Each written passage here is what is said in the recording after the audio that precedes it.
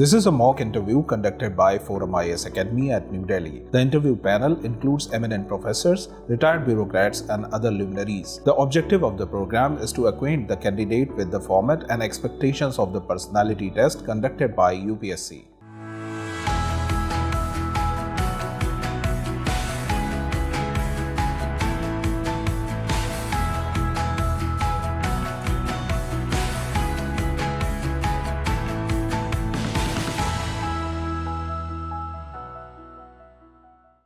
Hello, how are you? Can you hear? I'm very good. Yes, ma'am. How are you doing? Where are you located right now? I'm located in Madurai, ma'am, in Tamil Nadu. So you have some time for your interview just now, so you're preparing at home, huh? Yes, ma'am. Yes, ma'am. Are you working right now somewhere? No, ma'am. I'm preparing for UPSC full time. Okay. So after 22, you quit McKinsey, huh? Who quits McKinsey? So what were you handling in McKinsey? I was a research analyst in McKinsey, ma'am. I was handling collecting data, analyzing them, and presenting to the consultants to help them solve our clients' problems. Was there a particular field that you were doing, or just any consultancy they got? Any consultancy, but sometimes I used to focus a little bit more on the biomedical aspect, which is my background in graduation. But McKinsey would not be having too many biomedical consultancies. It was not just Indian clients, ma'am. We were serving to all over the globe, so we had work from that direction. So which field of biomedical engineering did you do, or you did all of them because you did a BE? Yes, ma'am. It was a preliminary course, so it comprised almost all the fields. What is the future of 3D printing of biological organs? Can it be done? Do you see it happening in a lifetime? Yes, ma'am. 3D printing is a very promising new technology, and it has we have been able to reduce the cost of it also drastically. And recently, we are printing things like heart valves, stents, etc. It is definitely going to be a path-breaking thing in the coming next 5 to 10 years in the biomedical field. How is it done exactly? How is it done? 3D printing involves any kind of, there are several raw materials used in 3D printing. Basically, we program it using a software saying, so it builds the product layer by layer based on that software program. So every product can be built, even the human brain, or mechanical. Currently, the capacities are a little bit limited, ma'am. As we discover more and more biocompatible materials, I think we can move on to complex organ. Right now, it's heart valves, huh? Yes, ma'am. And what else? What about kidneys? Anything to do with the kidneys? I'm sorry, ma'am. I'm not aware of. I'm asking out of interest. All right. And did you do stem cell also? Not much, ma'am. I just know the basics of it. Basics, okay. So tell me, what are the ethical issues in stem cell research? Firstly, ma'am, it gives the ability to play the role of God, which is creating another human being from scratch, which may lead to several questions about the existentiality of a human being. Secondly, it is very hard to regulate given the hidden nature of the processes behind it. So, and thirdly, it also might lead to several unforeseen diseases that we haven't yet identified, because cancerous cells are very similar to stem cells. So this research can have several bad side effects which have not been discovered yet. So these are some of the ethical issues. What about fetus? The ethical issue on fetus, that is what was the controversy to do with stem cells. You're aware of that? Yes, ma'am. Recently, they created a fetus completely artificially. Again, as I said, ma'am, it gives the opportunity to create designer babies, which means just picking the quality. Not only that, harvesting the cells of the fetus, the issue was the pro-life group. They said that at what stage does life begin? So how can you harvest that for your use? It's the beginning of a life. That is true, ma'am. So it is a matter of debate, because some people do deserve that kind of technology to bear children, but on the other hand, we have people who are misusing it, and we have ethical questions. To bear children, but for many things, no. Fetus is they're growing, whatever stem cells, basically growing cells, no. Yes. Anywhere where they are growing, maybe marrow, maybe this, maybe that, maybe wherever, fetal cells also. So it can be for paralysis, for all kinds of uses, wherever dead cells are to be replaced by cells that can grow fast. Okay. Now you are also, you have a lot of interest, and very interesting interest. You are also head of diversity and inclusion cell in McKinsey to promote gender sensitivity, huh? Yes. So what do you do in that? What are your main functions in that? The main functions were to increase gender sensitivity inside the team, ma'am. So we went about by internal to the organization, huh? Internal to the organization? Yes, ma'am. Inside my own team. So we went about by initiating unconscious bias training so that people recognize the biases they hold against the other genders, not just women, but the entire spectrum. And secondly, we would invite many female partners of the firm to give speeches and make women in the firm understand that it is possible to break the glass ceiling, and what are the challenges that they might face ahead and how they can plan ahead to solve those.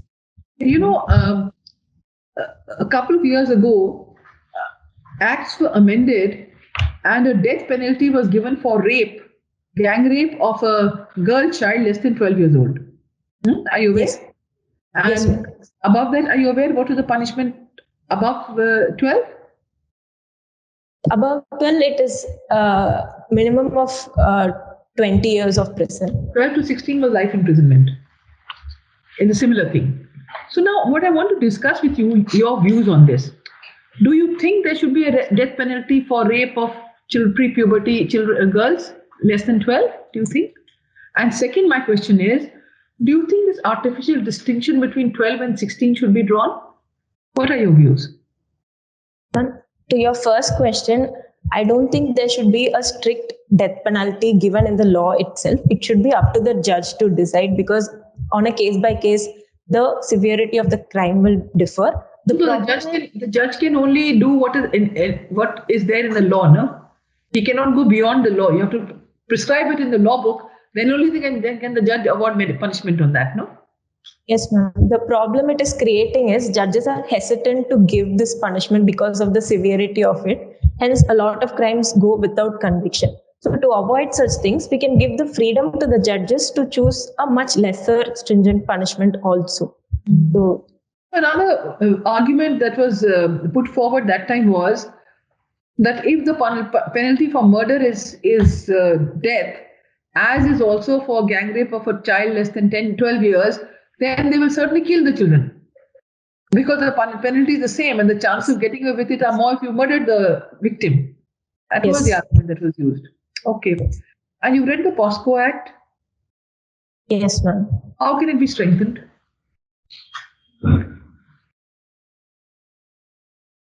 Firstly, it focuses on on what we should do after a crime occurs. So there are not much steps to prevent such crimes or prevent activities that promote such crimes. So we have to include preventive measures as the first step. And secondly, as I mentioned earlier, certain punishments are very stringent under the POSCO Act. So we have to give some flexibility to the judges to decide on the case-by-case basis. Thirdly, ma'am, we need to give much more protection to the child during the investigation case. Though there are procedural safeguards in the POSCO Act, it is not very well implemented on ground. So that should be improved. Okay, very good. Hello, Lindhiya. How are you? I'm doing very good, sir. Thank you. Lindhiya means in Tamil means what? Lindhiya does not have a literal meaning actually, but my father insists that it means to lead India, but I don't believe that. Okay. That's very strange and nice. No? You have mentioned in your this CB that you were cell head of diversity and inclusive something, some kind of unit was there. I would like you to comment upon diversity that exists in India. There is a quote. I'm just putting the quote. You have to decode it. All for one and one for all. Number one. Number two, there is diversity in unity and unity in diversity in India. Now, please, your comment.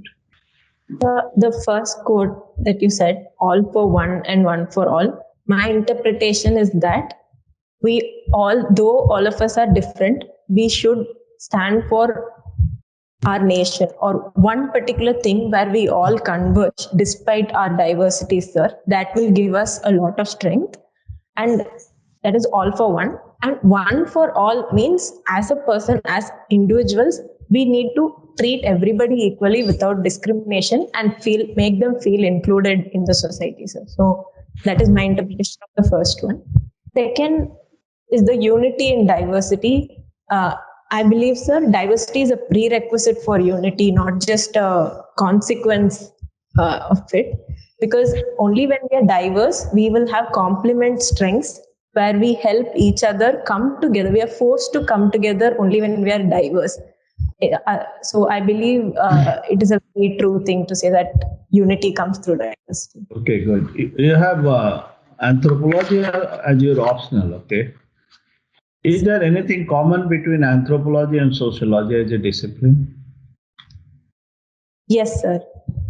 So initially, though both of the fields focus on studying society or human beings as such, but they differ in the type of society that they study. Also, there have been several methodologies that both the studies have been taking from each other, which leads to some sort of an overlap in the procedures used to study, sir. Right. You are from Tamil Nadu. Yes. I would like to comment upon what your Tamil Nadu government has done for the issue of women empowerment and on girl child education. Any initiative, if any specific praiseworthy initiative is there, kindly just Yes, let us. sir. First, women empowerment. The recent scheme of free bus tickets for women, sir, it has greatly empowered the poorer sections of the society because mobility leads directly to empowerment of women. And on the matter of girl child education, the scheme called Udumai Pen scheme, it basically gives financial incentives for girl children once they enter graduation. So they get a monthly incentive if they reach till graduation, which reduces dropout rates. Let me know 3 points that is a characteristic of Indian Constitution in a positive way. First, our constitution is a living constitution. So based on the progress of the society, we are able to amend, while it is also rigid in certain evergreen basic aspects. So that is one positive. Second, sir, it promotes secularism in a positive way, does not promote complete detachment of the state from the religions, instead of positive support equally to all religions. Third good aspect, sir, is it's the combination of parliamentary sovereignty and judicial review. So it's not either extreme, but a middle path which helps us prevent any deadlocks like we see in other countries. Are you hinting at the theory of separation of power and check and balance? Yes, sir. Okay, good. How many fundamental rights do we have? Not able to quickly recall the number, sir. It is from Article 14 to... No, I'm just asking the number. I'm not asking the article. It was initially 7. Okay, initially 7. No? Right to property was, reduced to legal status. So now it is 6. Okay. Have you heard of cultural and educational right? Article 29 and 30. Yes, sir. It has been given to whom? There are two articles under it. Article 29 is given to any minority segments of the society, whereas Article 30 is given to any sections of the society, sir. Okay. What is the name of that article?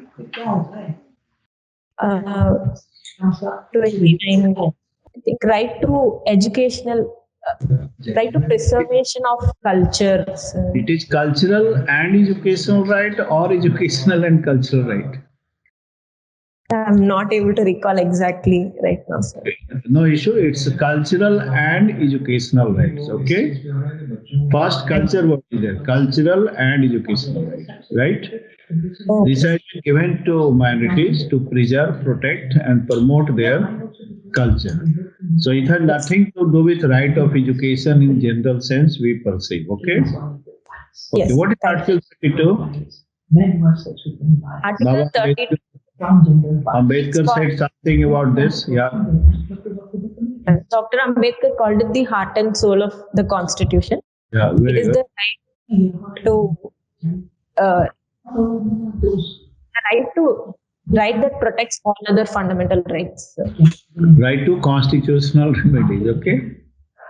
It's a right to constitutional remedy. Good. No issue. Law and order, you must have done this, division of power between center, state, and concurrent list. Law and order comes under which state? It is center or state or concurrent. Law and order. Under the state government, sir. Okay, very good. Law and order is a state issue, right? Yes. And what about education? Education is in the concurrent list, sir. Very good. Now, two issues from your state that troubles you. There you think that improvement should be there, something more has to be done in that particular area. Firstly, I believe governance should be greatly improved, sir. Meaning there is still a lot of corruption persisting in Tamil Nadu. Corruption is a universal phenomenon. Corruption is not only India-centric phenomenon. Anyway, that's a good answer. Yeah. Sir, apart from that, despite being an example for social justice, there is still a lot of discrimination that the so-called lower caste are facing. That is, we see day in and day out, even Dalit school children being subject to violence. So this really disturbs me and has to be addressed soon, sir. Is it really happening in Tamil Nadu? Of course, sir. Even recently, a 10th standard student was stabbed by the classmates because of caste issues in school, sir. I thought that since Stalin is there, it should not be there. No? Stalin is very, proactive about all these issues. This is what we perceive. Yes, sir. But the condition of other backward caste has improved a lot. They are much safe, but the situation of Dalits is still very bad. Dalits is a problem. Okay. Yes. One issue very of current nature of at national level, which you think that is very prominent now, that concerns the whole nation. The reason I believe it's the issue about where the political leaders talked ill about Sanatana Dharma on the whole. They were trying to create a north-south divide that is fueled by political motives. This creates a sense of alienation of Tamil Nadu from the entire country, which is also a disturbing trend right now. No, I'm not able to get it. You are referring toward which issue? Recently, a politician in Tamil Nadu said that Sanatana Dharma is like mosquitoes and has to be eradicated. Now I got it. Yeah. Okay. Now, my last question from you now. One issue from your district that troubles you most. One issue from your own home district, that is Madurai, which you think, yeah. Yes, sir. So, it is the issue of water, sir. Tamil Nadu, Madurai was a city that had a lot of tanks and known for its temples. But today, again, there has been a lot of encroachment. So we face the double issue of water scarcity and flooding, even in the slightest of rains. So with climate change on the verge, I think this will lead to, we are at the precipice of a big disaster. So that has to be addressed immediately. Okay, that's all from my side. Hi, Lindhiya. Lindhiya, can you tell me what is this dispute going on between the governor and the chief minister of Tamil Nadu? Yes, sir. So, there have been cases where the governor has not given his assent to various bills that the legislature has passed and has been creating the governance deadlock in the state, sir. Okay, and do you think that governor has the power to withhold the bills for as long as he or she pleases? As per the constitution, if they withhold a bill, they're supposed to send it back to the legislature, but the constitution does not give a time limit for the same. Okay, so the matter is has been taken to the Supreme Court. Have they given a judgment on this? The Supreme Court has nudged the chief minister and the governor to first meet and resolve it over tea. But other than that, there has not been a hard and fast judgment on this. There were multiple petitions. Have they all been decided, or are there still hearings going on? I believe it is still going on. And do you think that Supreme Court should settle this issue rather than, see, if they had to go back to the governor and the chief minister, the issue wouldn't have arisen in the first place. So there is a legal loophole which, only Supreme Court can plug. So do you agree that this should be the way forward? I agree with what the Supreme Court did right now as a first step, because sometimes a little nudge is enough to break the ice and start a conversation. But even after this, if the situation persists, then I think Supreme Court needs to take a stronger stance. Okay. So, can you tell me what is happening in Maldives? Yes, sir. So the recent president, the recent head elected, which is 𝐿, his party was elected based on an India Out campaign. So they have ordered that India withdraw its troops from their state. Okay, all right. And how has India responded? Have we agreed to withdraw the troops? India has said that they will evaluate the situation and take steps gradually, sir, to do the same. Okay, so why do you think we have arrived at this situation? You see, if you read about India, Maldives, history of their relationship, we enjoyed goodwill and we have stood with them in their hours of crisis. In fact, there was some time back, there was water crisis and we sent water tankers, ships full of water there. And also we have invested, in development also. So why do you think that the popular sentiment has shifted so drastically that people are voting? And there was certainly a party which thought that, India Out issue can be exploited for electoral gains. So there must be some sentiment against India, right? That's why they put that as an electoral issue. So what happened? Can you tell me what happened? So one reason that several experts have pointed out is that a lack of transparency in India's efforts in the nation. So probably India should have been more proactive and disclosing the kind of military deployment they're making there. The popular sentiment is emerging also because of Chinese influence, because India is using, they portray as if India is using Maldives as a stage to wage war against China. So that kind of perception has led to these sentiments raising. Okay. China has been notorious for what is called their debt trap diplomacy. Yes. India also has, overseas development assistance. We also provide a lot of ODA to, and ours is predominantly limited to our neighborhood. Yes, sir. Can I confirm the question? So you had asked if India should be a little more aggressive, similar. Yes.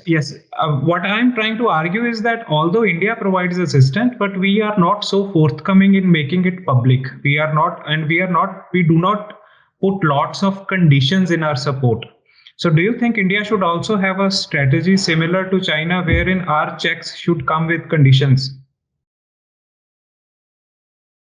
So I believe India should not impose conditions, not just because it's not ethically right, also strategically thinking, when we give unconditional support, we gain something precious, that is soft power. I think that will go a much longer way than our conditions to them to get the loan, sir.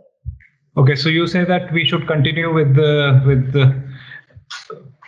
There was Gujarat doctrine also, something similar. Can you tell me what was that?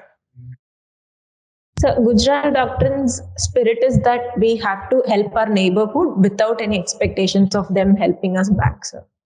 And are we sticking to it? Or is there any subtle change in the policy? So,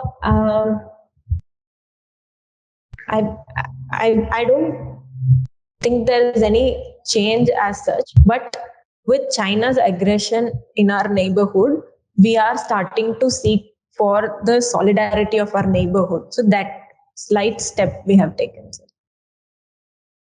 Okay. Do you remember what happened in 2015-16 with Madhesi protests in Nepal? Yes, sir. So do you think India was overly aggressive there?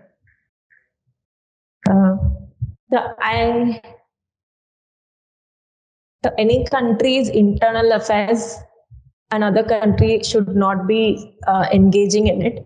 But since the people had ethnic linkages to India, and some way India was concerned in the issue, we raised a voice.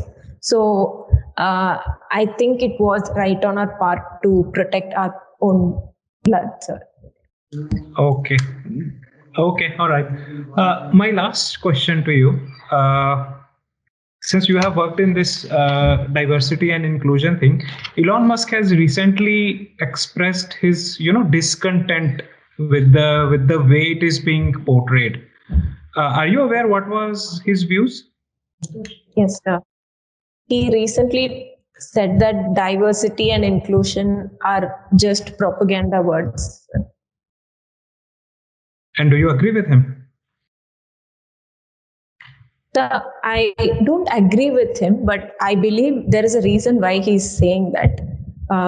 Sir, a lot of companies today, for the sake of diversity, they are forcefully hiring people of color or women or people who have other gender orientation. That is not the point of diversity, sir. The way it is implemented is wrong. So that, I think that's where his comment stems from. All right. Thank you, Lindhiya. Thanks for your time. It was very nice having a conversation with you.